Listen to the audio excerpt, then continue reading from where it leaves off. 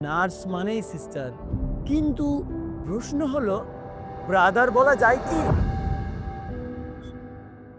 আমার গ্রামের মানুষ যখন শুনেছিল আমি নার্সিং পড়তে যাচ্ছি, তখন সবাই অনেক অবাক হয়েছিল। বলেছিল ছেলে হয়ে আবার নার্সিং। কিন্তু আমি জানতাম যে নার্সিং শুধু একটা চাকরি নয়, এটা একজন অসুস্থ মানুষের পাশে থেকে তাকে সুস্থ করে তোলার দায়িত্ব। মুর্শিদাবাদ নার্সিং ইনস্টিটিউট আমাকে সেই দায়িত্ব নিতে শিখিয়েছে। তাই আজ আমি গর্বের সাথে বলতে পারি আমি একজন স্টুডেন্ট নার্স, আমি একজন যোদ্ধা। কি তোমরাও সবাই যোদ্ধা তো?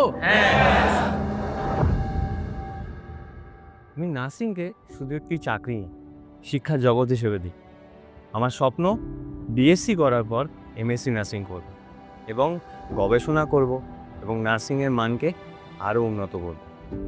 আমি চাই আমাদের আগাম নার্সিং স্টুডেন্টের জন্য একজন গাইডিং আলো হতে, কারণ নার্স হওয়ার প্রথম শর্ত হলো শিখতে শেখা এবং সেটাকে আমৃত্যু শেখা।